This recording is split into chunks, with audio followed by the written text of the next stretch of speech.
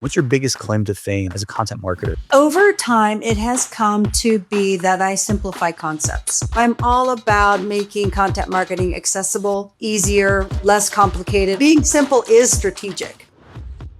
Hey, Lee, welcome to the show. Hi, thanks for having me, Justin. So I'm really excited to have you here, not just because we have kids at similar stages of life. We were talking about that before the show. We were talking about the value of college and things like that.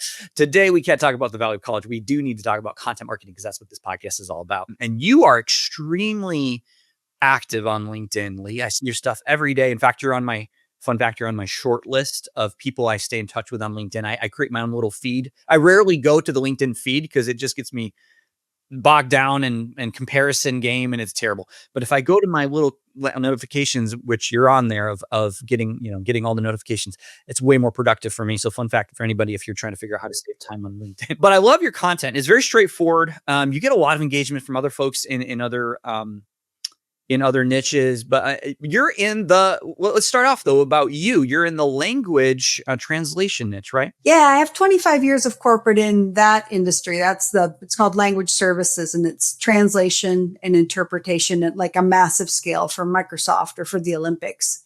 So that's my niche. It's not my only niche, but I'm going to say it's my favorite niche. It's a fascinating place to be. Yeah, and it's a good one because we've talked about that. I speak French fluently, or at least a little bit. I left France when I was 13, so it's as fluent as you can be when you're 13 and the words you know. But we have that thing in common, and I'm amazed at how much just interest you get from your community that you've built on LinkedIn. So I want to talk to you about that and kind of pick your brain a little bit about what you're seeing as getting success. Just so our audience can know, what's your claim to fame? What's your biggest claim to fame as a content marketer? Can you answer that right off the cuff? Over time, it has come to be that I simplify concepts. So I'm all about making content marketing accessible, easier, less complicated. When I start working with teams, I almost always find an overcomplication of the concepts of the programs. So that has become my thing and where I think I can add value. I can see the big picture. I can see where things have gotten overly complicated. I can see concepts that people have missed or skipped, and then put a functioning content engine in place that is getting ROI, but not stressing people out. I love that concept, by the way, the simplification. Oh, yeah, you're right. Isn't it so human to overcomplicate? Totally. You got a plan, you got a strategy, and pretty soon you've got chaos and people on the hamster wheel. And, being simple is strategic. That's a hot take. Well, not a hot take. That's a gold nugget right there. Being simple is strategic. Yeah, you're reminding me of I forget who it was. I think it was, I can't remember what he was associated with. I used to know who the source is for this. Maybe the listeners will know, but he said he was counseling businesses, coaching businesses. If you want to grow, you sell one thing for 1 year with one closing mechanism to one audience. There was the rule of 5 1-1-1. Yeah. Yeah. And I forget what the fifth one was, but that's always stood out to me is like, really, you can build a business. And I found the simpler I make things for people to understand, the more traction I get in terms of referrals and top of mind awareness. Cause I think Donald Miller is the one who says complexity slows down. He has a fun way of saying it. I can't remember it. But yeah, any kind of complexity slows down the sales, mental load. We just don't take it with us every day. We need simple, don't we? And we really do. What is, well, I want to piggyback off that. I do want to talk about LinkedIn. We'll come back to that, but I want to piggyback off that because I'm curious, what are you finding? You're working with these content teams, mostly in the language services niche. Are there any culprits, common culprits that you find in overcomplicating these content plans? Couple big ones. Too many buyers. So some of the businesses that I work with want to profile 12 buyers. Absolutely not. There's probably only 3 or 4 buyers who are your top value. You don't profile the guy that buys $10,000 jobs if you're a $63 million company. You profile the ones that buy $1 million jobs. But I see companies trying to profile all of their buyers. I see companies trying to do every single content type. You got video, you got podcasts, you got ebooks, you got blog posts, you got social, and it's just too much. No writers can handle all those content types. You need multiple contributors to handle all those. Pick 3 or 4. I see too many channels. I see focus on SEO. I see focus on email marketing. I see focus on social. just too many channels, people focusing on Pinterest and Facebook and Reddit and LinkedIn. And you're like, that makes my head explode and nobody can manage it. So that's what I mean by complexity. It's usually too many metrics. They're measuring too many things. They're measuring X for social and Y for web and so on and so forth. They're trying to build attribution models. Keep it simple. Figure out what you really need to measure one or two things. It makes reporting easier. It makes storytelling around the data easier.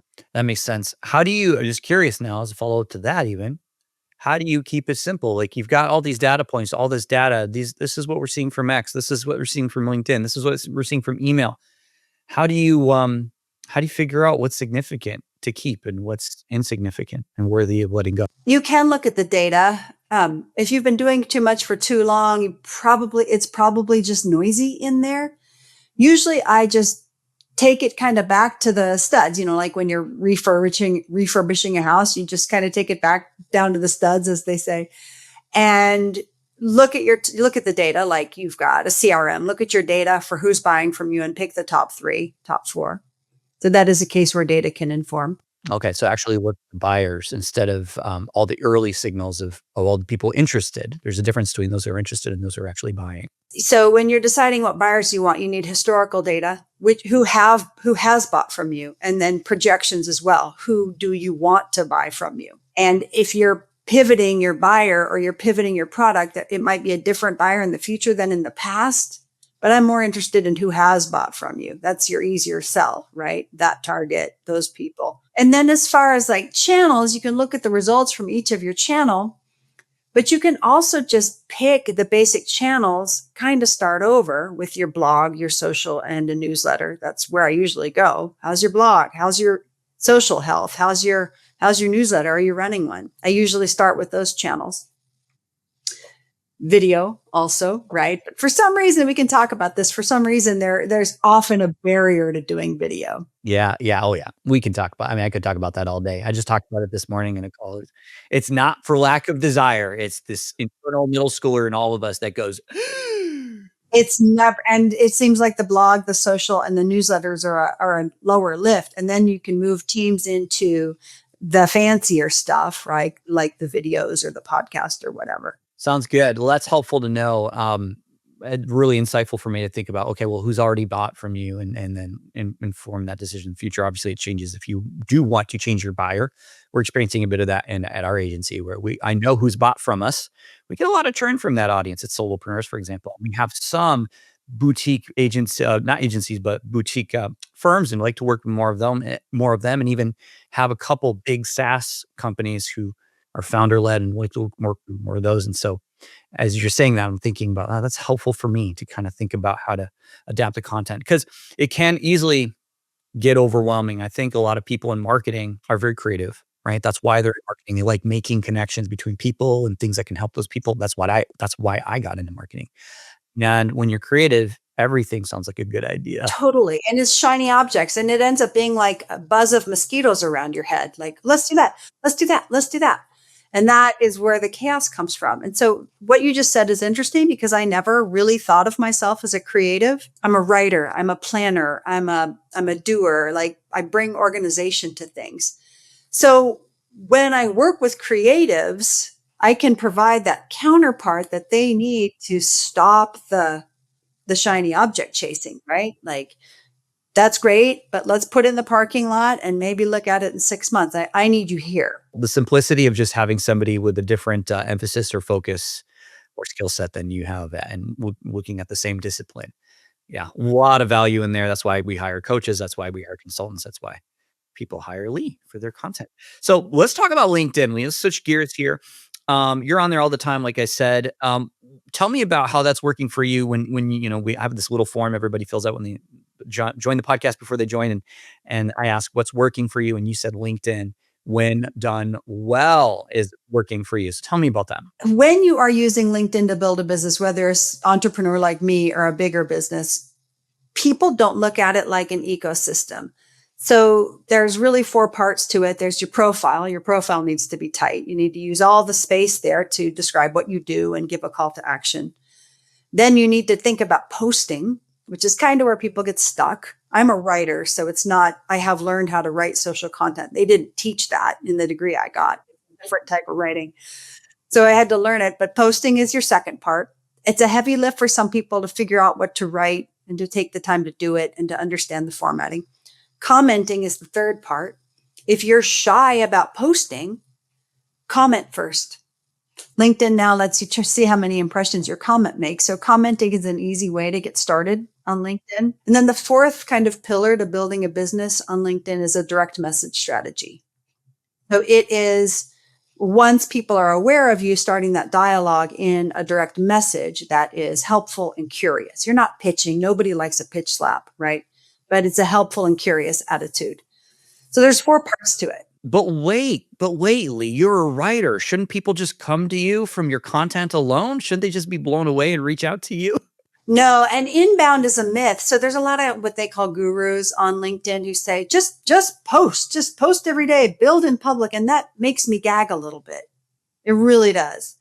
Because if you're just kind of spamming the LinkedIn sphere with your random thoughts and you're building in public and your mistakes and your failings, you're not building credibility. And I think that it's trivial to say, just post about what you're working on. There's a lot more to it than that. And inbound is a myth. If you have maybe 20,000 followers, maybe even more, you might get inbound because you're showing up on people's fields. It's just a volume play. But if you've got, most people on LinkedIn have like 1,200 followers, right? So for most of us, you have to go find people to follow. Go find them. Is it a head of marketing at a SaaS firm? Go find that person. Start commenting on their posts. If they're not on the platform, then you're going to have to find another way to connect with them. So, and then you have to start commenting. Then you have to start posting things that are resonant with them. And you have to do a direct message strategy with your target audience. We were just talking about that. Who are those people? My target audience is not anybody on LinkedIn. However, I've attracted a lot of people who probably will never buy from me, and that's fine. So I show up in their field, their feed, they comment on my posts, we boost each other's network, but they're not ever going to buy from me. So who am I really targeting on LinkedIn, and does my content and my effort really align with that? And what you're describing is social selling in many ways, right? It's a social selling approach, but it's an individual. Yeah. Yeah. From an individual, from you as the founder, as the person leading your business approach. Absolutely. It's social selling, and social advocacy in a corporate setting are a little different than what I've described, but the principles are the same. Principles are the same. It's from the person's profile, not not from the page of the company. What do you say to those companies that those leaders, the CEOs, those founders who say, well, I would just rather be in the back, I'd rather my team lead the marketing. Do you ever have conversations like that where you're encouraging them to get involved? Often it's a rare CEO or CMO or chief growth officer, whatever, a founder who just steps up and is gifted at social. That is super rare, right? 1 in a million. Their voice, the voice of somebody on the C-suite, is very important to a company building their brand, whether you're a $500,000 company or a $65 million company. You need a leader who's putting their thoughts out there. You also need the team as part of your ecosystem. So when founders will say, I'll just let my team do it, or I don't really want to do it, or I don't have time, or I don't know what to say. I hear all those things, as do you. So they need to be supported. And that can mean different things. That can mean like recording a call with them to pull out their insights and then creating posts. So ghostwriting for that person, coaching them to write their own posts, teaching them how to use AI. Yes, AI to write their posts and then editing them. There are different ways that you can get a senior level person to show up online, but it's wishful thinking. It requires training and what's in it for me discussions, and then some coaching, mentoring on how to get that done. So LinkedIn's working well for you. You said it's a little different for these corporate teams. How is it different for a content marketing team that wants to use a social selling strategy with LinkedIn? Well, first thing, you probably need a tool. The one that I like is Octopost. And Octopost actually has some great resources, also a good podcast, really good blogs on social selling. So you probably need a tool. And if you're talking about a sales team of 12 people and an account team and a client services team, you need a tool. and they're not expensive.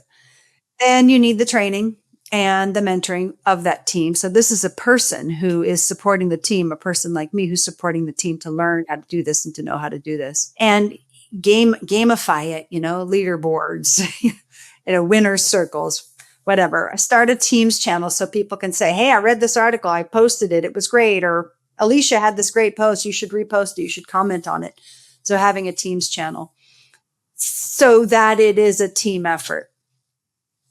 And then the CEO and whoever else in leadership would be participant as well, right? They're in the ranks with the rest of the team. We got couple more minutes, and I want to wrap up a little bit with you're a global marketer. What you do isn't for a U.S. audience, right? And then very nature, what you do is for companies that serve a global audience. That's translation services.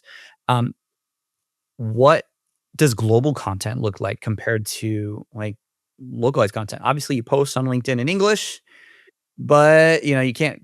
I think you can translate on LinkedIn. There's a feature. Yeah, a lot of people just post the English and then the second language for their second market. Like I work with 2 Korean companies who post English and then Korean. So what I think I want your audience to know is that if you're an online business, you are global, full stop. And it's probable that you're missing out on sales in other markets because your content is home market centric. I mean, you don't even know it. You're writing content. I'm writing content for an American market. Company A is writing content for an American market, but they've got web traffic coming out of China. They've got people buying their software in Spain, and they're probably not paying attention to those signals and just not aware that they're probably missing out on revenue from other markets. So what I recommend doing is finding those signals. Do you have a lot of traffic coming out of the Hispanic market, the Mexican market, whatever? Trying to find those signals and then deciding what you want to do about it. Do you want to translate your blog? Do you want to translate your user documentation? Do you want to take it a step further and adapt your marketing content for a different culture? Because that is not a translation effort. That is not a word for word translation. That is about understanding the culture of this other market. How do they buy? What are their preferences? What are their values? And then adapting your marketing for that new market. So it's kind of a continuum. You can start small with translating whatever, the service documentation or the landing pages, or you can fully adapt your product and content for that new market, depending on really what you think the potential is. It makes a lot of sense. I've often thought I run a video agency, as you know, and I'm very aware that all my content is in English, but um, there's such a massive audience beyond my English audience. I've seen some Germans visit my profile, I've seen some Dutch, I've seen some French folks and everything else, and I'm like, man, what would that look like we just don't have the means right now. We are an English centered company because of the very act of interviewing somebody has to be done in a language. But as I have a growing team of producers from different countries, that could change someday. It could. And there are ways to use AI. I mean, I strongly caution anybody to use AI for cultural adaptation, but there's AI dubbing, AI translation, AI subtitling in different languages. So there are ways. So you're serving the market, if not fully adapting for the market. Now, the other thing that somebody asked me the other day, Justin, is English, English, English? And the answer is no. You need to adapt. If you're a US centric company, you possibly need to adapt for the UK market or the English speaking Indian market or the Australian market. You're possibly not doing that market justice if you're just publishing your American English with your baseball idioms and your American values. Oh, definitely. I see that when I look at some Brits posts, it's very, very much more cheeky, much more. There's a little bit of an edge in the way the Brits write, and it's a little more acceptable to have a chip on your shoulder. I think whenever you write or comment, it's like, woof. I'm a Midwestern guy. It is really tough for me to get used to that. But you're right. There's a difference, not just in the language, but in the style of communicating. Style, approach, level of formality, references, jokes, idioms, it's all different. Well, we're out of time, Lee. I feel we could keep talking forever about content because I'm always learning so much from you and your content. Where can people learn more about you? LinkedIn is where I'm at. I'm running a newsletter. You can subscribe in my profile to that newsletter. I drop it on Thursday, and I'm just responding to what my market and my clients want to hear about and what I'm working on with them. So topics like what we've discussed today. But yeah, send me a DM, connect with me on LinkedIn. All right. Well, thanks again for being here, Lee. Take care.